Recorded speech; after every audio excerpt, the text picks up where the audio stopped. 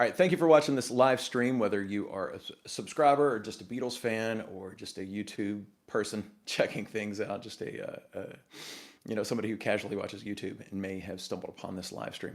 If this is the first time you're watching anything on this channel, you've picked a really weird video to watch. Usually this is all about storytelling about the Beatles. Sometimes it's quick little stories. Sometimes it's deeper dives, but it's really meant for like hardcore, kind of serious fans, aficionados, nerds, whatever you want to call it, kind of like myself. I started this channel, actually 2008, started it a long time ago by uploading content that wasn't mine, which is ironic considering what we're going to be talking about today. But posting bootlegs, posting stuff that just really had very little circulation. And it was fun back in those days, the kind of the Wild West days of YouTube, to share some of that stuff because and it's kind of like that now. There's so much of that content that's out there floating around, but man, it's on weird websites. It's on shady torrent sites. I mean, it's out there. If you want to find it, go for it. You can. Video bootlegs, concerts, studio stuff. Of course, we're talking about a lot of unreleased content. But it's out there. You just have to know, what you're looking for, where to find it, how to avoid the pitfalls, how to avoid all the junk that surrounds all that stuff. So anyway, that's kind of what this channel was back in the day. But with the Hey Bulldog video starting there, actually the first video kind of in the new renaissance or whatever you want to call of this channel, the first video was the Sgt. Pepper box set unboxing that I did, just really casual. It's still on the live chat. I'm sorry, it's still in the live video from that. It's still in my channel uploads if you want to go check that out sometime. Just really casual, kind of like this. A live stream will always be pretty chill, pretty low produced, low quality, but it's kind of fun interacting live. And then more often than not, I'll leave up these live updates or live streams for people to check out later on. And so that's kind of the goal here. But I didn't want to produce this video. This is not something that is, high quality Beatles related stuff. It's more kind of in the family, inside baseball stuff. So if you're a big fan of this channel, if you're a big fan of my work, you might find this interesting. If you're just here for musical content, that is not happening today. So like I said, it's generally all about the Beatles, but today we're going to go into some things regarding how copyright has affected this channel. So the reason that I'm able to do videos like Hey Bulldog, like the Bernard Purdie video, like the Esher Demos video that I did, and I've got a long runway of other videos that I want to do. I've got everything mapped out for 2019, some videos that are kind of going out into 2020. And they are, according to polling subscribers, polling people who like the Facebook page, all that stuff, they're looking for deeper dives, not just like little tidbits, little breadcrumb stories.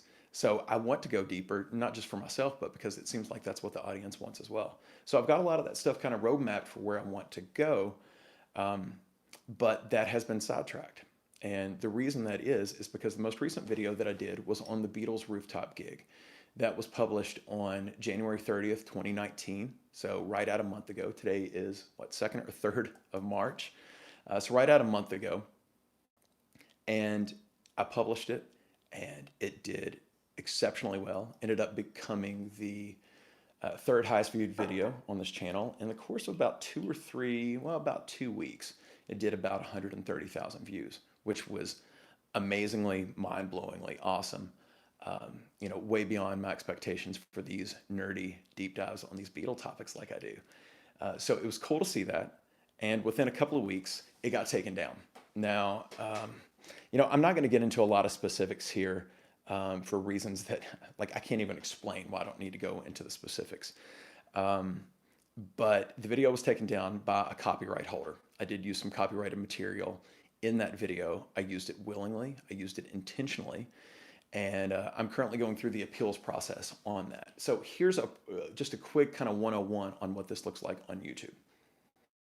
If I feel like I'm using this properly and under fair use, granted, I'm using it without permission. I did not license the content, but I don't have to under what is called a fair use defense. Now, for the record, I'm not a lawyer, but I've done a lot of research on this topic. Even before the Hey Bulldog video came out, I wanted to make sure that I was within my rights to use content, but I was simultaneously respecting the copyrights of others. because especially when you're talking about artistry, when you're talking about whether it's movies or music, that is somebody else's content, right? That is somebody else's livelihood. Um, Very similar to how I create these videos. The rooftop video had over 40 hours into it between research, writing, editing kind of the script, then recording the video, editing that, and then publishing it and all that. Somewhere around 44, 45 hours, which I know is ridiculous for a video that is, I think that video ended up being like 7 minutes and 27 seconds. But that is the care that I choose to put in these videos. And you can find lots of other creators on YouTube giving the same kind of care, if not more, to their videos. I actually spoke with a fellow creator the other day. Austin McConnell is his name. Austin has it's really just a grab bag channel. It's all over the place. He's kind of a filmmaker. And I wrote him about one of his videos that was over 20 minutes, but I could tell he spent a lot of time on that one video. And I said, hey, just a random question. How long did you spend on this? And he said something like 142 hours, if I recall correctly, which is a lot of work. Now, that's his livelihood. He does YouTube full time. That's not what this is for me. This is mainly a passion project. I'm a big, big, big fan. And I found that other big, big, big fans are looking for this content that I'm creating. So I think that's why this channel has grown to this point. It's exclusively Beatles content. That's what I choose to do. You know, I could be creating other things and probably get more and more views. You know, I know a lot of people struck while the iron was hot on the Freddie Mercury, the Bohemian Rhapsody stuff, and had a lot of success with that. And I thought about that, maybe on a different channel or something, but right now I'm really enjoying creating on the Beatles. And the reason that I'm able to, whether it's, you know, in the guys who are doing videos on Led Zeppelin or Queen or anything like that, the reason that they are able to and the reason that I'm able to is this fair use defense. So again, I'm not a lawyer. I'm not going to get into a lot of that, but the YouTube appeals process looks something like this. I post a video using copyrighted content. Either automatically or manually, that content is detected. I'll spare you all the details. In this case, it was manually detected content that the copyright holder saw in my video. And they claimed it and they took it down. No discussion, no emails back and forth, nothing like that. YouTube just said they have chosen to take it down. I could appeal that, and I did. The first time it's called a dispute. That's kind of round one. And then the copyright claimant has 10 days to either uphold their claim or to accept my dispute and then reinstate my video. So the copyright holder in this case rejected my dispute, and now I go through the second stage, which is called the appeals process. And at that point, I really have to state my case for fair use. Now you can go look all this up, and tell you what, I'll post some links down in the content in the description for this video so that you can go check this out if you really want to know kind of the guts of fair use. I think a lot of people might be interested in this stuff.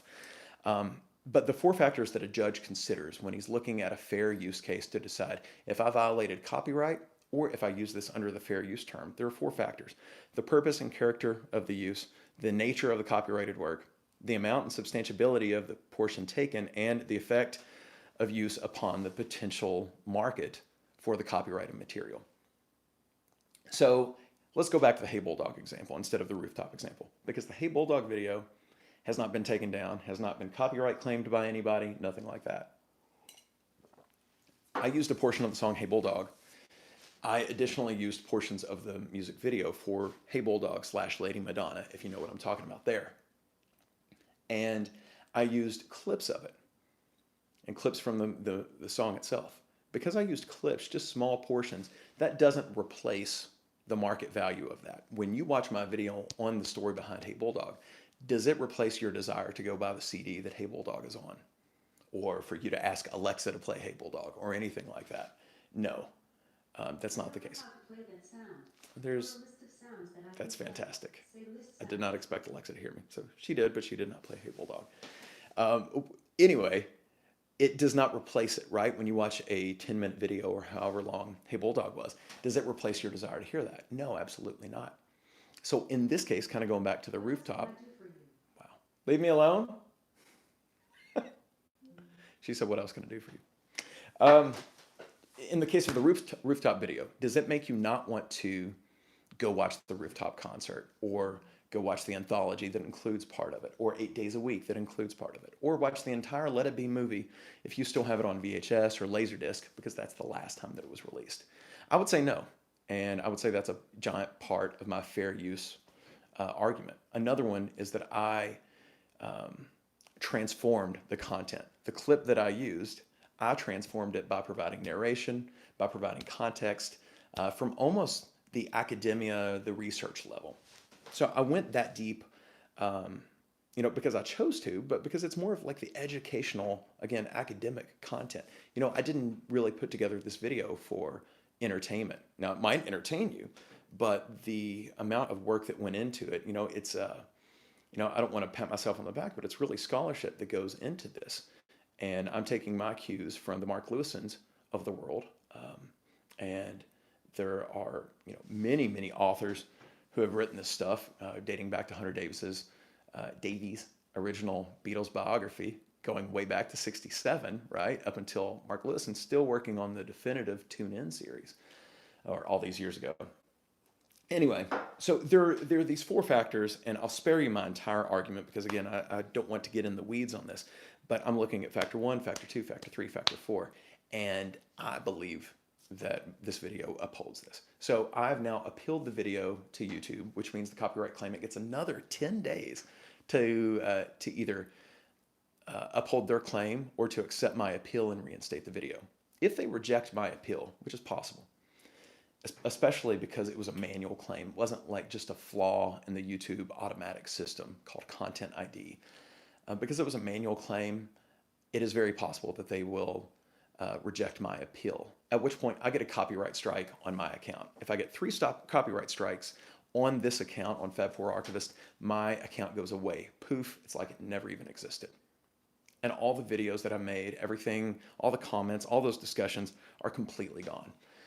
And that's something that is a possibility. But I did want to appeal this because I feel like, looking at my work, the copyright claimant who took my video down is trouncing on my copyrighted material, if that makes any sense. The script that I put together, the work that I put in on my edit. So while I'm defending fair use, I'm simultaneously going, yeah, but you're stepping on my rights, right? Especially from an American standpoint. First Amendment, freedom of speech, all that fun stuff, that's where fair use comes into play under United States copyright law. Canadian, British copyright law, it's all very similar, sometimes called fair dealing.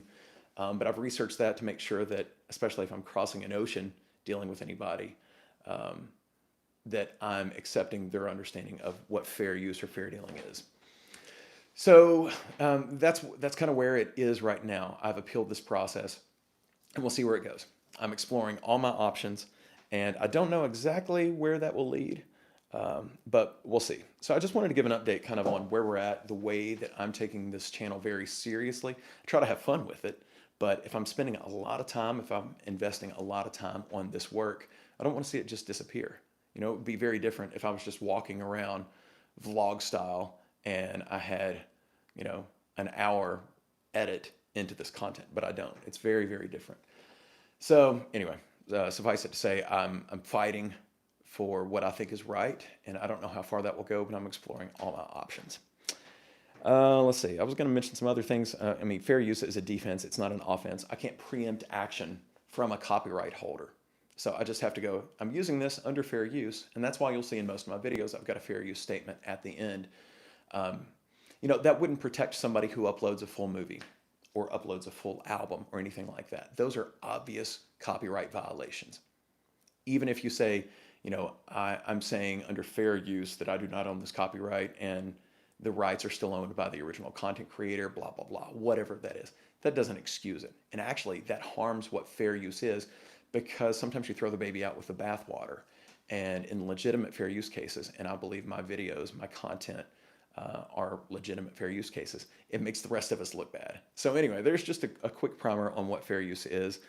Let's see, again, I believe my work is fair use. For instance, in the Rooftop video, here's one thing I noted. The part that we're essentially arguing over is 0.33%, 1/3 of 1% of the claimant's entire work. Again, when somebody uploads an entire film, let's say an 80-minute film, and they upload the entire thing, that's not their copyright, and that's a violation of copyright law.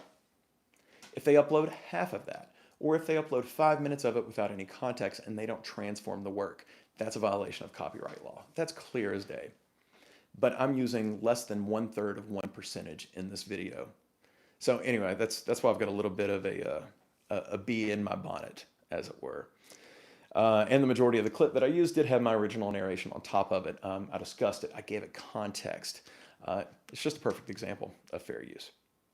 So if you're interested in learning more from legit sources, Stanford's School of Law has an excellent fair use website that explains all this. American University has one as well. CMS Impact, I think. Anyway, I'll put the URL in the description. So anyway, where does that leave us? I'm going to fight as long as it's smart, and I don't know what that means. And if the original, or if the copyright claimant is watching this video, which if they're actually going to push this, they probably are. They probably should do their due diligence. You know, I'm just a guy, right? Like I don't have a big legal team behind me, a big record label behind me. But fair use is fair use, whether it's for one person or it's for a company of 1,000 people. And so I want to fight for that as long as it's smart. I don't know to what degree I can put this channel in jeopardy because I really enjoy doing this. I really enjoy the community. I really enjoy meeting everybody in the comments.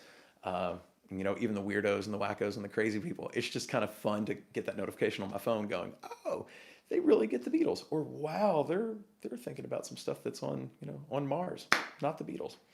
So anyway, I enjoy this process. I want to see it out. That being said, if something were to happen and this channel goes away, please go bookmark fab4archivist.com right now. If you just go to fab4archivist.com, it goes straight to the YouTube channel. In the future, it'll point to my work wherever I can defend it, maybe without YouTube as the middleman, because I don't know if YouTube is friend or foe right now, to be quite honest. They're trying to play hands off, like they don't get involved in copyright disputes. They just kind of mediate them, and they have to because of the DMCA and all that stuff. That's some legal jargon. But I do wonder if I found somewhere else to host this content, if I wouldn't be able to have a more legitimate discussion with the copyright holders. Anyway, fab4archivist.com, please go do bookmark that. And if you're on Facebook, you can also go to facebook.com/fab4archivist to learn a little bit more there. I mean, the YouTube channel has, again, like 18,000 subscribers. I think the Facebook page has 100 likes. So I don't really post a whole lot there. But if this channel went away, Facebook is certainly a platform that I would consider. Not that they're especially lenient on copyright, but again, it would be like another avenue. And there are 1,000 reasons right now why YouTube is awful for creators like myself. Unless you're a Logan Paul or a Casey Neistat or one of these guys way, way, way up there with millions of subscribers, it's hard to get YouTube to pay attention to you and to do the right thing. So that's kind of where I'm at. I mean, I know it sounds like to somebody who's got 1,000 subscribers and they're working really hard to grow their channel, 18,000 sounds like a lot. But in the broad scheme, in the broad context of things, YouTube doesn't really care about a channel this size. They see money, they see subscribers, they see interactions in the comments and all that, which is great for this video. It's great for this content, and it's great for channel growth. But that's more from the algorithmic side, and you know, YouTube is not really paying attention to stuff like this.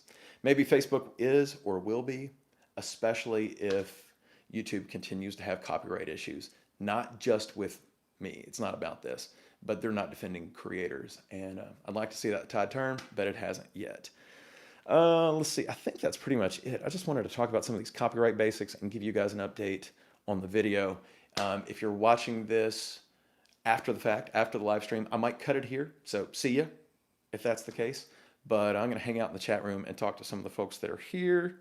Let's see. There are only a handful of people watching, but I think we can have some good discussions. Not quite like a Q&A or anything, but you just never know what people are going to say. So I'm going to jump into that. Thanks for watching. All righty. So I'm reading these comments right now. I'm going to start from the top. Hey, David, thank you so much for watching. Let's see, John Lennon, probably not the John Lennon, said this is a scam, to which David said, let me check my bank account. And he said, no, I think I'm okay. I don't know how this could be a scam. If you've got any good scammy ideas, let me know. But I don't think doing a YouTube live stream would be anything like that. Eric said, Babies in Black changed to Be Right Back, which is how we started the stream. Yeah, nice. Babies in Black is somewhere in there in my Beatles Fake Book. If anybody's a musician, especially a guitarist or a pianist, and you're not particularly good, but maybe you know your chords, this is it. I've had this. Man, I got this book at Beatle Fest in 98, 99, Chicago. Yeah, it's it. That's the way to go. The Beatles complete scores are fantastic. I have those as well, but that's my reference piece when it's just it's one of those nights to get out and get the kids around the piano and jam a little bit. A little bit more. Alexander Watson says, "What do you think of the White Album Clapton sessions?" I'll say I wish we knew more. There's not enough around that is documented. It was a very different time when Clapton came in and set in with the band than, for instance, and these always get compared very closely because it was around the same time frame. The Billy Preston situation when he came in during the Get Back sessions, when he came in when the Beatles moved to the Apple basement. And it's just known, it's a known thing, and I think it's even mentioned by the Beatles in the anthology documentary that Billy Preston cut the tension. And I think that's the term that I use in part 2 of the video. Billy Preston cut the tension that still existed, especially because George had just left the band and just came back, right? So there was still tension there, even though they were a lot happier to get out of Twickenham, to be in the Apple basement. Billy Preston just came in. He's a musical savant, or was a musical savant. He was brilliant. He was lively. He was fun. The Beatles always loved African American music and kind of the roots, the soul, the gospel elements. And Billy Preston had all of those and brought them to the band. I mean, listen to the solo and Get Back. He brought that to the Beatles music. So there were a number of reasons that they were really excited about his presence. Clapton did that to a certain extent because, and I think they've said this too, somebody might be able to quote me on this, having him there, it's like the Beatles had to straighten up a little bit, almost like George Martin in the early days. Like, teachers here, the students have to behave. I think it was the same kind of vibe with Clapton in the studio. And so with an outsider there, they were all there to do work. Clapton nailed the solo. It was amazing. But it's not like he stuck around for song after song or session after session.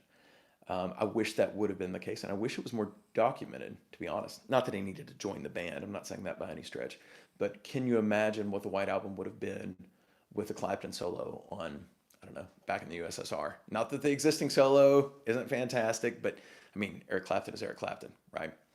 So anyway, I did think it was interesting when George left the band. If you listen to the session tapes from the Get Back sessions, I thought it was interesting when George left the band, when John commented something to the effect of, let's place an ad in NME. Let's see if we can get a replacement. Or, I wonder what Eric's up to, Eric Clapton. So that was still kind of top of mind. It's funny how that didn't work out. I mean, it's historical. I mean, we can play the what if game all day long. But it's interesting to think, what if Clapton would have joined the band around that time? Man, that would have been something. All right, going to move on to the next one. STF Rand says, love the content, big Blue fan. I'm in Louisville. What's up? Don't know if you're still watching, but yeah, I'm a UK grad. Go Cats. We had a bad game day yesterday against Tennessee, but those are the breaks when you're a top 10 team. MWM says, love your videos. The Beatles are awesome. Thank you so much for the kind words. I appreciate that. Aiden O'Neill says, I hope you can get the video back. I love learning about the Beatles, and I hope part 2 is coming soon. Looks like somebody else has already chimed in, but yeah, part 2 is just kind of hanging out there right now. And so here's the update on that. Part 1 came out and it's in copyright dispute right now. It wouldn't make sense for me to put out part 2. It will be about 12 minutes long. It will be longer and just deeper in general than part 1 was. Part 1 was the whole kind of what led to the Get Back sessions, because it's important to start in late 68 to figure out how we ended up on the roof, because there was just a lot of groundwork that was laid there. So it seemed like January 2nd, the day that they set foot in Twickenham, was a good kind of jumping off point to end part 1, start part 2. So that's where part 2 begins in Twickenham. And then, of course, the story ends, for all intents and purposes, on January 30th with Rooftop Gig. As we know, the Beatles did record some stuff January 31st. The day after the Rooftop Gig, they recorded kind of the quiet songs down in the basement, right? Two of Us, Long and Winding Road, Let It Be. And that wouldn't have made sense on the rooftop. But if you watch the movie, if you watch the Let It Be movie, again, we're going back to VHS and Laserdisc days. I know the new version is coming, or the updated version, whatever you want to say, with Peter Jackson at the helm on the new documentary, but they're also releasing a restored version of Let It Be. Hopefully it's original, as nature intended, for lack of a better term. And then Peter Jackson's documentary shines light on the rest of it. But anyway, if you watch the Let It Be movie, the stuff that was recorded January 31st actually comes chronologically before the January 30th performance. So I briefly mentioned that in the second Rooftop video, but we are talking about the Rooftop performance, not everything else. And I'm quick to say that in the part 2 video as well, is that there's so much ground to cover. And I had to find my focus point. My focus point ended up becoming, why the roof? Why did they choose the roof of all places for what this performance was to be? Now, it was to become their last ever performance, right? But they didn't know that at the time. But it ended up being the end of the Get Back project. So why the rooftop? So that was my focal point. Man, I could have talked about a lot of stuff. Like I said in the part 2 video, I said at one point, we could have talked about George leaving the band in depth. We could have talked about Phil Spector, or where was George Martin? What was his role throughout the whole thing? But we didn't end up going there, so we didn't have to. But yeah, that's what all that stuff looks like. Part 2 should be great. I hope it's great. I hope people enjoy it, even if it gets 1,000 views or 100 views just from people who really appreciate this content. I'll be thrilled to death. But I'm not going to post it until part 1 is resolved. So those are I'm looking at my options. Like I said earlier, I really don't want to shed too much more light on that. But in some form or another, part 1 will be back, and then that's when I'll bring in part 2. And who knows, maybe it'll get copyright claim too, and I'll have to start this whole thing over. Depending on how long this appeals process takes within YouTube and with the copyright claimant, I may release another video. I've got it recorded. I do have to edit it. But if part 1 and part 2 is just kind of out there swirling around in limbo, then I might go kind of with my next video, which I'd already earmarked for March 2019 anyway. I might go ahead and release that and just let the chips fall wherever they do for the Rooftop video. Lone Drone says, insightful regarding Preston. Man, if you watch some of his stuff from the concert for Bangladesh, gosh, man, that guy was just an absolute talent. He played again during the concert for George. Obviously, an older guy. I mean, you watch any of those guys up there. Clapton being another one who performed at the concert for George. It was very well done, but it's not going to go down in history the way that the concert for Bangladesh did. And I think the energy that surrounded that concert was just through the roof. Obviously, the concert for George, it was a memorial concert after George's death. Concert for Bangladesh, while not necessarily a joyous occasion, they were trying to raise money for the famine in Bangladesh. It was just lively. But again, we're talking about guys who were in the primes of their career, Dylan being another one, in their 20s or in their 30s. And it was a very different situation. But back to Preston, man, if you watch that video, or just listen to the record, Billy Preston brought it. I don't know why he didn't end up becoming Stevie Wonder, another Stevie Wonder, somebody kind of on his level, or maybe a Marvin Gaye or whatever. But that guy just had a great energy, a great zeal for life. There's a lot to his life. Like, he had a lot of reasons. He had a lot of fights. I'll put it like that, on a personal level. But man, when he was playing the music, the dude was just absolutely amazing. Juan Adam says, can you play All of Me? The John Legend song? No, but that's a pretty song. Like, try to figure it out. My kids right now they're going through a Queen phase. Bohemian Rhapsody. Check this out. So this is where we get into the fun part. This is the chatty part. I don't know how long we've been in this. Yeah, there's not a time thing right now. Anyway, doesn't matter. The kids are asleep, so I can go on this for as long as I need to.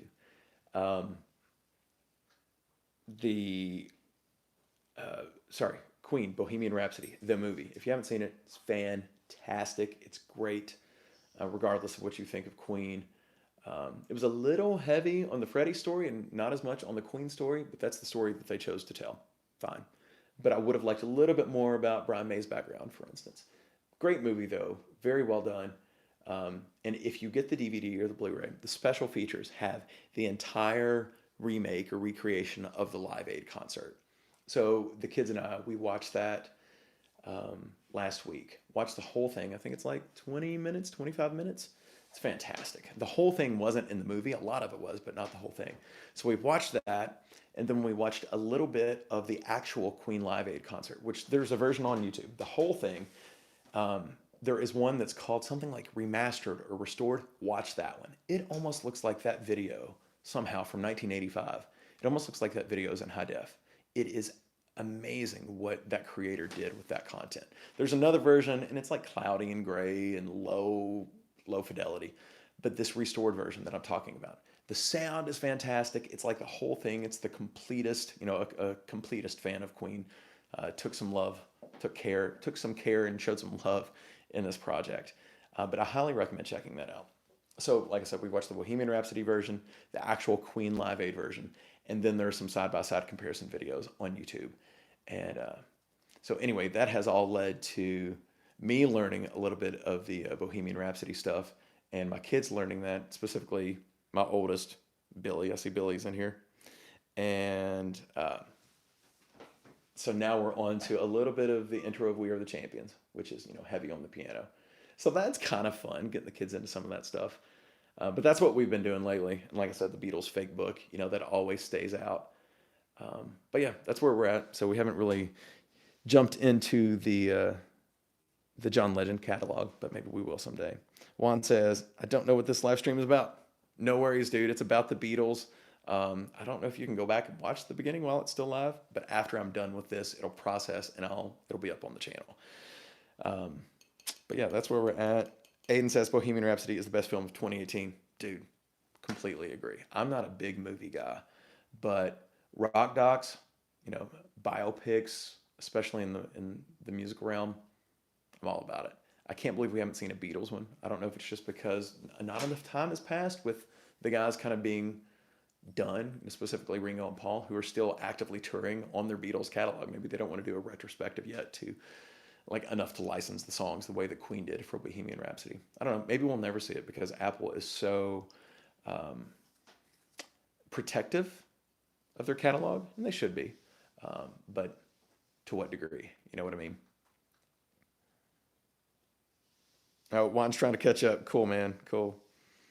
Juan says, random question. All right.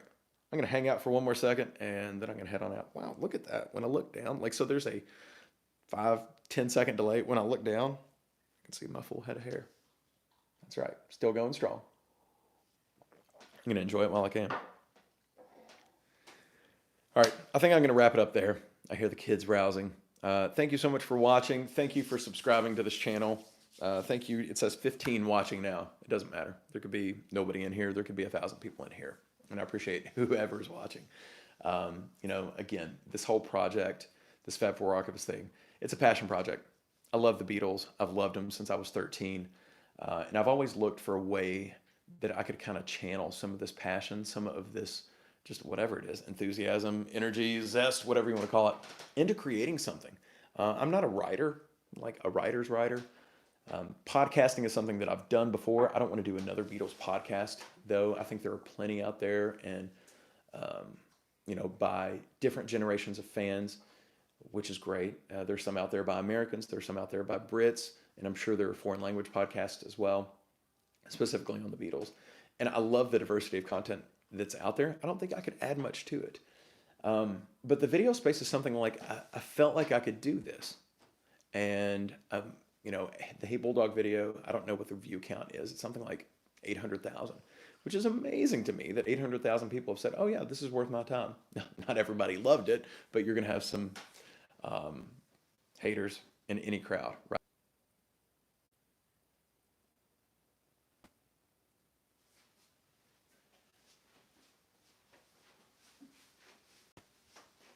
It looked like it stalled. It stalled, and I'm watching the replay of it right now, and I just disappeared. I went from stalling to reappearing. Regardless, I was just wrapping it up. It's funny how YouTube didn't give me that extra 20 seconds. They must have known I was complaining about them earlier. Anyway, thank you for watching this live stream. Thank you for watching this channel. I hope you enjoy this channel. And I would just say, enjoy it while you can. Who knows how long this is going to last? There's so much good content out there. Rick Beato is a great music channel. Go watch his stuff. Polyphonic is another great music channel. Go watch their stuff. They're doing something similar to what I'm doing. Different level, different quality level for sure when it comes to polyphonic. That guy's a master at his craft. But he's all over the place on the music spectrum. But those guys are using fair use. They're using copyright the way that I'm using it right now. So I would just say enjoy it while we can. I'm going to fight for what I feel like my rights are. I hope the dispute gets resolved. But yeah, that's where we're at. So that's all I got. We'll see y'all next time. Thank you.